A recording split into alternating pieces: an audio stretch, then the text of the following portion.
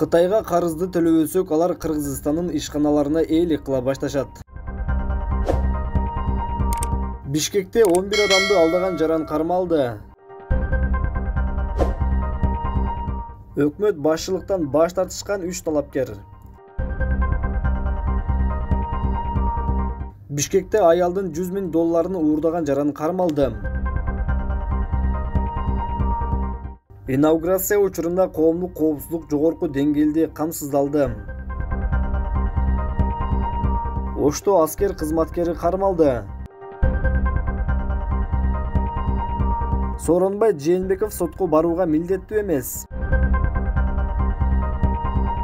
Депутат Акылбек Жапаров бүгүн 29 январда Санжыра радиосунун жаргылчак уктуруусуна берген маегинде Кытайга карызды төлөбөсөк, алар ТЭЦ-ке, датка кеминге, түндүк-түштүк альтернативалуу жолуна өздөрү ээлик кыла башташат деп билдиргенин Санжыра радиосунун жаргылчак уктуруусунун алып баруучусу Гүлжан Алтымышбаева өзүнүн Facebook баракчасына жазды. Кытайга карызды төлөбөсөк, алар ТЭЦ-ке, датка кеминге, түндүк-түштүк альтернативалуу жолуна өздөрү ээлик кыла башташат деген өздөрү келип, өздөрү иштетип, өздөрүнүн тарифтерин коет. Биздин эл алардын тарифтерин көтөрө албайт. Тилекке каршы келишим ушундай түзүлүп калган. Кытайдын акысы бар, деп депутат Акылбек Жапаров билдиргенин жазган. Бишкекте курулуш компанияларынын биринин директору алдамчылыкка шектелип кармалды. Бул тууралуу Ленин райондук ички иштер башкармалыгынан билдиришти.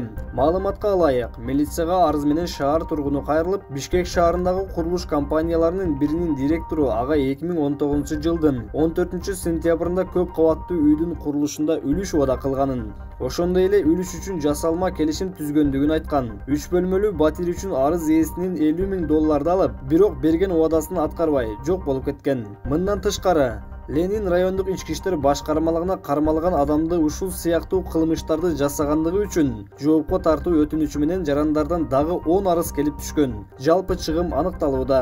Ыкчам кызматкерлер тарабынан кылмышка шектүү катары 1969 жылы туулган жаран кармалып, Ленин райондук соту аны 2 айга тергөө изоляторуна камакка алуу чечимин чыгарды. Милиция кармалган жарандын башка кылмыштарга тиешеси бар экендигин аныктоо боюнча иш алып барууда.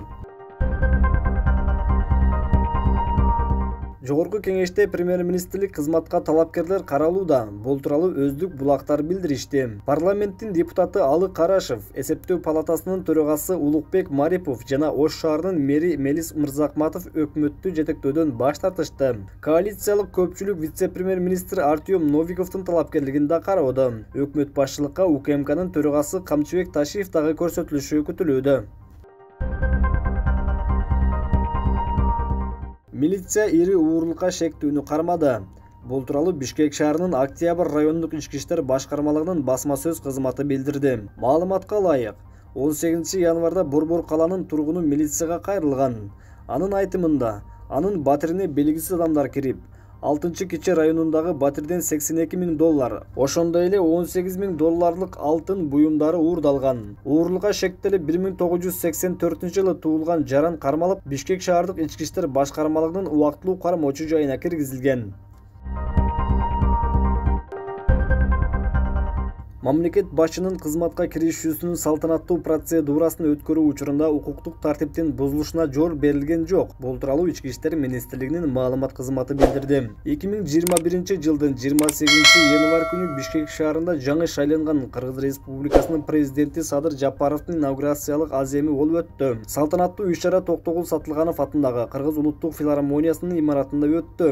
Ички иштер органдары башка укук коргоо органдары менен биргеликте инаугурация учурунда коомдук коопсуздукту жогорку деңгээлде камсыздашты. Чет өлкөлүк маалыматтык агенттиктердин берген баасы боюнча бул маанилүү иш-чара жогорку деңгээлде өткөн. Мамлекеттин башчысы кызматына киришүү салтанаттуу иш-чарасын өткөрүү учурунда Бишкек шаарында жолдорду жабуу жана чектөөлөрдү киргизүү болгон жок. Мамлекеттик маанилүү иш-чараны өткөрүүдө коомдук тартиптин бузулушуна жол берилген жок. Кыргыз Республикасынын Ички иштер министрлиги Бишкек шаарынын тургундарына жана укук коргоо органдары тарабынан коомдук тартипти жана кызматтык милдеттерин аткаруусуна түшүнүү жана толук жоопкерчилик менен мамиле кылгандыктарына терең ыраазычылыктарын билдирет.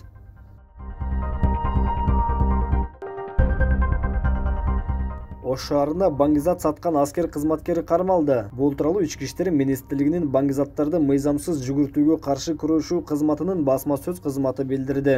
Ыкчам төрөгөө амалдары Ош шаардык аймагынын бир нече даректеринде өткөрүлүп, анын натыйжасында аскер бөлүгүнүн кызматкери баңгизатты сатуу каналын уюштурганы аныкталган. 2021 жылдын 27 январында республиканын түштүк борборунда өсүмдүк тобундагы баңгизатты сатып жаткан учурда 1991 жылы туулган жаран кармалган. Соттук химиялык экспертизанын корутундусуна ылайык алынган зат 7 граммды түзгөн гашиш баңгизаты деп табылган. Экс-президент Сооронбай Жээнбековдун адвокаты ал мурдагы вице-премьер-министр Дүйшөнбек Зилалиевдин иши боюнча сотко барууга милдеттүү эмес деп эсептейт. Бул тууралуу 29 январда адвокат Жыргалбек Бабаев билдирди. Жээнбековдун бул ишке тиешеси жок, фигурант да эмес, күбө да эмес. Ошондуктан сотко барууга милдеттүү эмес. Экс-президент деген статусун айтпаганда да сотко барууга эч бир жүйө жок. Биз расмий билдиребиз. Зилалиевдин банктан алынган акча Жээнбековдун шайлоо өнөктүгүнө камдалып, анын өзүнө тапшырылган дегени курулай жала. Ишке саясий боек берүүгө жасаган далалаты. Зилалиев сейфтик кутуча ачып, бул банктын кызматынан 2011 жылдан бери пайдаланып келген. Кутучаны 2016 жылы июлда 1 жылга ачкан. 2017 жылы июлда мөөнөт аяктап, аны улантуу же жабуу керек болгон. Эгер кардар өзүнүн буюмуна келбесе, банк кутучаны жабат. Банк комиссия түзүп, кутучаны ачкан. Ал видеого тартылган. 2 жумадан кийин Зилалиев кутучадагы акчаны алып кеткен, деди Жыргалбек Бабаев.